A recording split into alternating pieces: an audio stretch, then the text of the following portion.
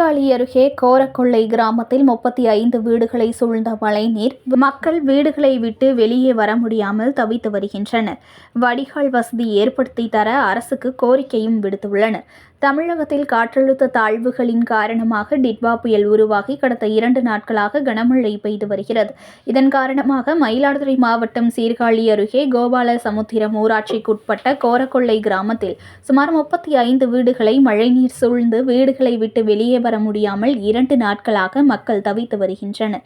கடந்த 15 ஆண்டுகளுக்கு மேலாகவே இந்த பகுதியில் வடிகால் வசதி இல்லாமல் கனமழையினால் வீடுகளை சுற்றி தண்ணீர் தேங்கி வீடுகளில் முடங்கி வருவதாகவும் நடவடிக்கை எடுக்க கோரி கொள்ளிடம் ஊராட்சி ஒன்றிய ஆணையரிடம் மனு கொடுத்தும் உரிய நடவடிக்கை எடுக்கவில்லை என குற்றம் சாட்டுகின்றனர். இனிவரும் காலங்களிலாவது வடிகால் வசதி ஏற்படுத்தி தங்களது வாழ்வாதாரத்தை மேம்படுத்தி தர அந்த பகுதி மயிலாடுதுறை மாவட்ட ஆட்சியருக்கு கோரிக்கை விடுத்துள்ளனர்.